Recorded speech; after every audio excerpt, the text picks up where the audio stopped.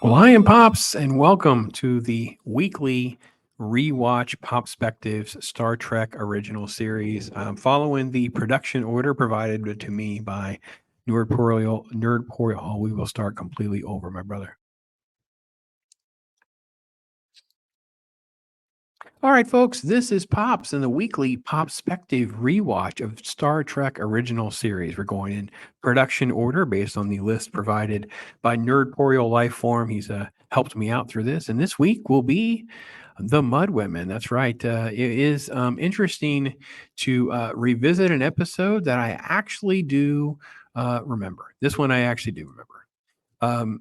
Mud's Women is one that I recognize him. I recognize the hot ladies. I remember the men being enamored and the cheekiness of this episode. I don't know if it's because he shows up again, so that may be why, but I definitely remember this. So it is so to date of the few episodes I've seen, it was probably like the least. Obviously, there's not a lot of interesting stuff for me here. This is more of just sort of like the silliness and cheekiness of it time and the battle of the sexes type stuff. And the initial part is just them coming across the ship and figuring out what to do. And then they ultimately use their ability to put a shield around the ship so they can rescue the people that are on board. And they start by beaming Mud on. They don't know he's Mud yet. They beam him on board first, and it really is his outfit is almost like right out of like Batman 66, right? This is like so cheeky, silly, over the top pirate swashbuckler buckle stuff that they're going for, and that's it's totally fine. I get it, right? And then of course when they bring the ladies on board and they're like super hot, scantily dressed models. I mean, look at how they're even standing. It's like runway. I don't does Bones ever get beamed aboard backwards so his butt's showing? Does he got like do we ever get Spock with his hands on his hip like that? I mean, this is just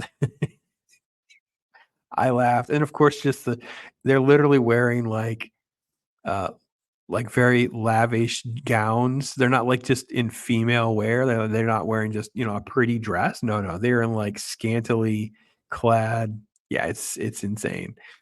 Um, so I actually did kind of laugh a lot at some of that. So I actually had fun with it. Which you know what, that's what we should do, right? We should just have some fun with it. And that's what this episode is. It's sort of like look at Bones' face. He's just like, wow, like I haven't seen a lady like that in a minute. Wow.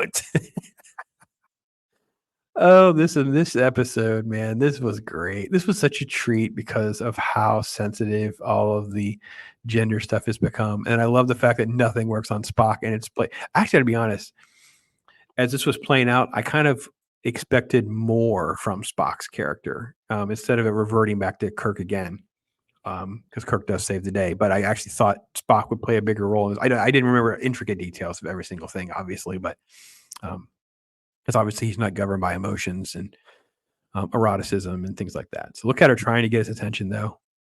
I paused around this shot and I actually was just laughing.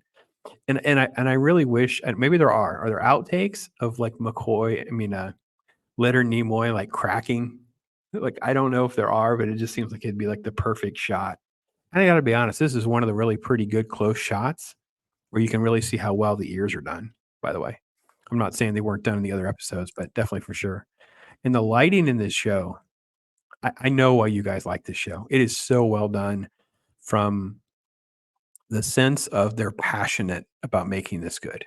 Like, even if you were going to say, "Oh, this is campy. Oh, it's sci-fi. It's cheap." It's what? Yeah, but listen, they really cared. They're pouring their heart and soul in what they have to work with, and that's what I don't get to see now because so many of these shows are relied on CGI. We'll fix it in post. Oh, it didn't matter. We'll just CGI some dirt on their face for that explosion. And oh yeah, I know it's silly that this 120-year-old girl's beating up 250-pound men easily, or those kinds of things. There's just not enough of the effort for some of the artistic craft, and there are some beautiful shots that are done in this. Now, I will say that the effects of the ship weren't quite as impressive as some of the other episodes. So anyway, um, I will say this too.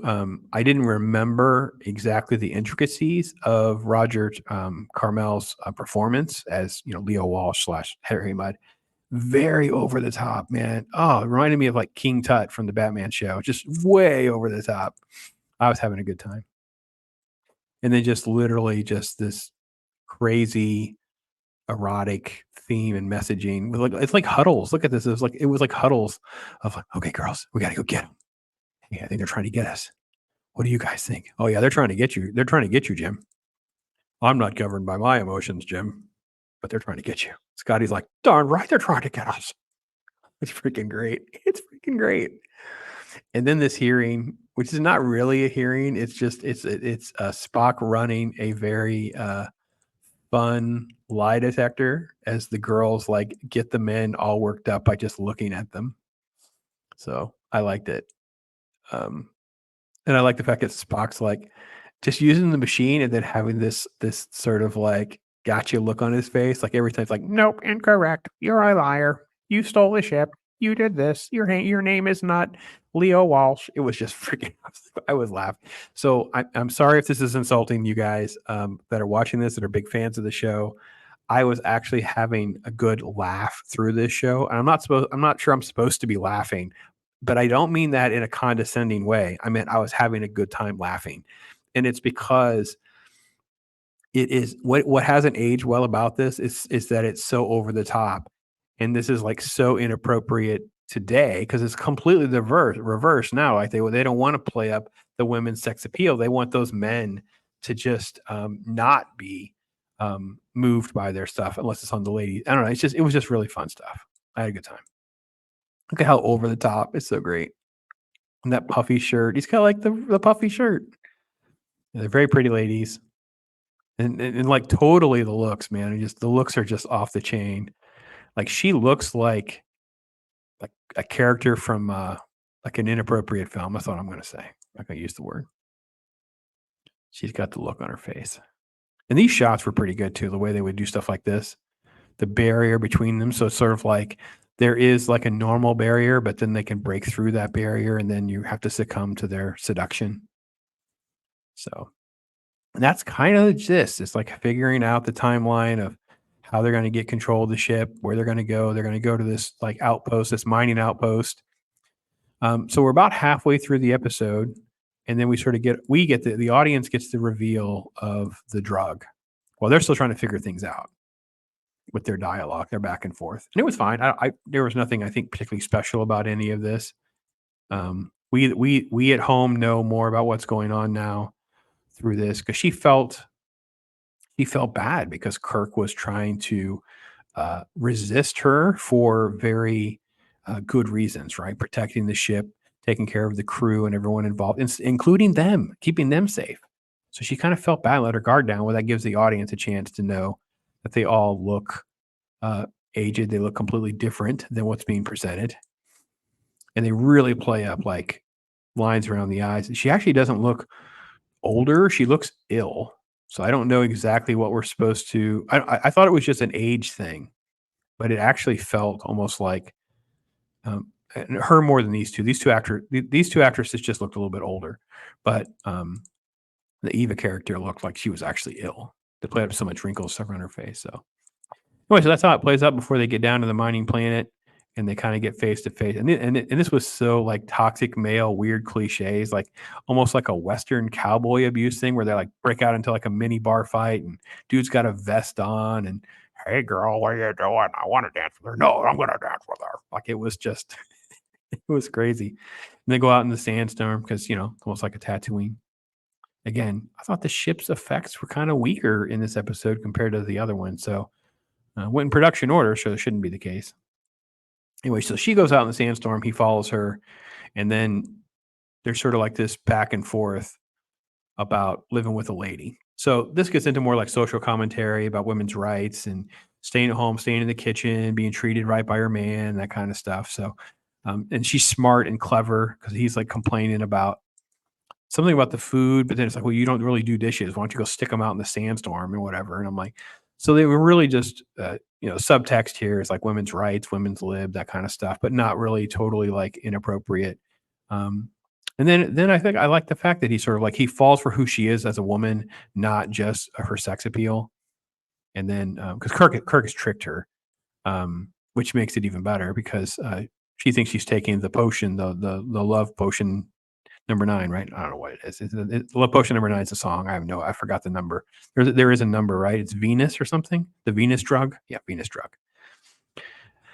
But it's like it's totally a fake and it's a placebo, but she completely changes her demeanor. So it's basically like the psychosomatic response. You're basically just pretending. Now, it doesn't totally jive with me only because uh, there was a physical transformation that was involved. So, clearly there was an aesthetic of how she physically looked that changed. But she can have that type of demeanor with him without having to change her physical appearance, which is what the message is. You can be sexy and demure and attractive without having to, you know, be young and voluptuous. You can just be you. Like ladies can age gracefully, and I'm always said that one of the biggest things that I will always tout about Mrs. Pops is how classy she is.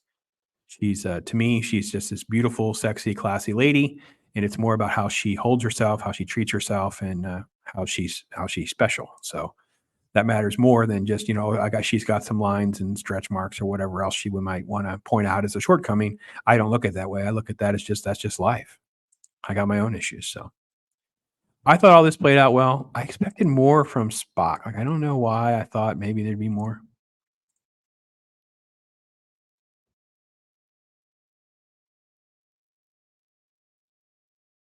So this was a joke about his heart being on his side instead of in the center of his chest. So anyway, yeah, another good episode of fun. So this was like probably some of the most fun that I've had of the episodes and things like that. I don't really have any particular insights or didn't spend any particular time like digging into um, any of the lore or backstory or anything like that. I didn't catch anything major that stuck out for me or made me feel one way or the other. I just had a good time. I just had a good time with this one. It would not be one that I would rank highly because I prefer more like the depth and the content, but I would say that I wouldn't mind rewatching it because it was fun. So having a good time doing these. Hope you guys are too. I'd love to hear more from you guys. So please let me know some of your thoughts on some of these episodes. Again, we'll be back doing this every Monday for a while. And I appreciate you guys spending time with me doing it. Take care, everybody. I am Pops.